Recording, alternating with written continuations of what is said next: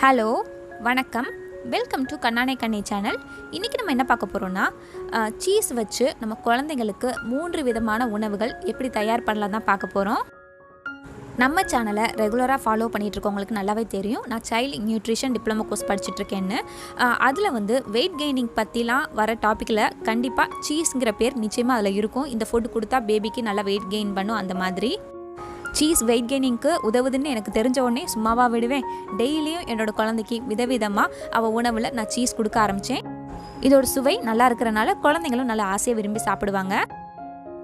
உங்கள் குழந்தைங்களுக்கு 9 மாதங்கள் கம்ப்ளீட் ஆகியிருந்து அவங்க உணவை நல்லா மென்று சாப்பிடுவாங்கன்னா நீங்கள் தாராளமாக அவங்களுக்கு சீஸ் அறிமுகம் செய்யலாம். பல்லு இருக்கணுங்கிற அவசியம் கூட கிடையாது, நல்லா மெல்ல தெரிஞ்சால் போதும்.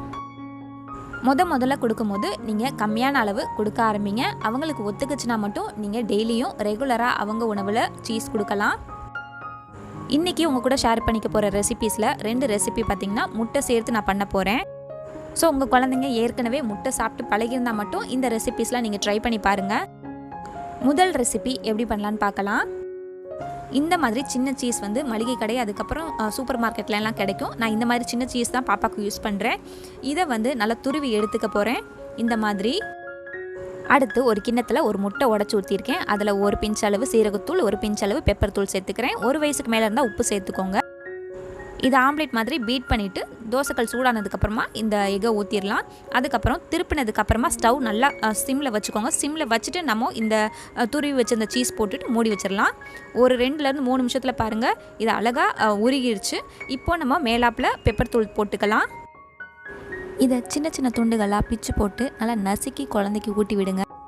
இல்லை இதை 4ஆக பிச்சு மிக்சியில் போட்டு லைட்டாக பல்ஸ் மோடில் வச்சு நீங்கள் குழந்தைக்கு கொடுக்கலாம். அப்படி துருவுன மாதிரி இருக்கும்.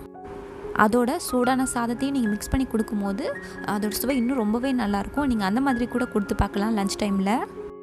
அடுத்து 2வது ரெசிபி எப்படி பண்ணலான்னு பார்க்கலாம். இப்போது ஒரு தோசைக்கு தேவையான அளவு மாவு, அதுக்கப்புறம் ஒரு முட்டையை உடச்சி ஊற்றிருக்கேன். அதுக்கப்புறம் ஒரு பிஞ்ச் அளவு பெப்பர் தூள், ஒரு பிஞ்ச் அளவு சீரகத்தூள் சேர்த்துக்கிறேன். இதை நல்லா பீட் பண்ணி எடுத்துக்கலாம். இந்த மாதிரி இருக்கும். இந்த மாவை சூடான தோசைக்கல்லில் சின்ன ஊத்தப்பம் மாதிரி போட்டு எடுத்துடலாம். கூடவே நெய் கூட சேர்த்துக்கலாம், இன்னும் நல்ல மணமாக இருக்கும். இந்த தோசையை திருப்பின உடனே சிம்மில் மாற்றிட்டு நம்ம துருவின சீஸை மேலே சேர்த்துட்டு அதுக்கப்புறமா பெப்பர் தூளும் மேலாப்பில் தூவி விட்டுட்டு இதை நல்லா க்ளோஸ் பண்ணி வச்சிடலாம். சீஸ்லாம் ரொம்பவே அழகாக உருகி ரெடி ஆகிடுச்சு. இது ரொம்ப சுவையாக இருக்குங்க.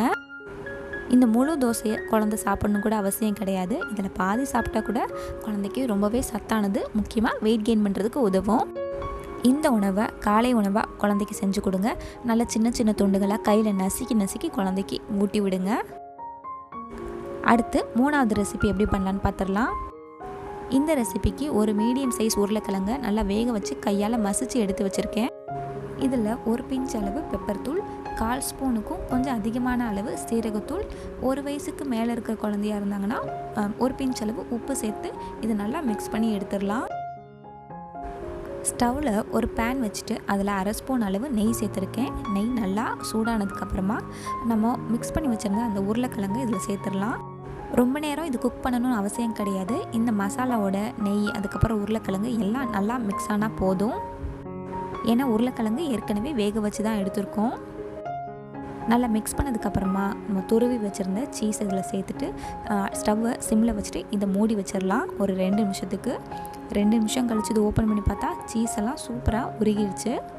நம்ம குழந்தைக்கான சூப்பரான சைடிஷ் ரெடி ஆகிடுச்சு. குழந்தைக்கு பருப்பு சாதம்லாம் கொடுக்கும்போது இந்த மாதிரி சீஸ் இருக்கிற உருளைக்கிழங்கு சேர்த்து கொடுங்க.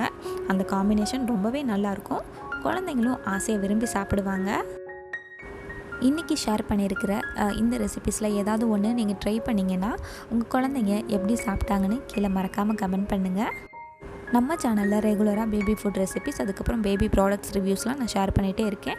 நம்ம சேனலோட வீடியோஸ் அதுக்கப்புறம் ப்ளேலிஸ்ட் செக் பண்ணி பாருங்கள்.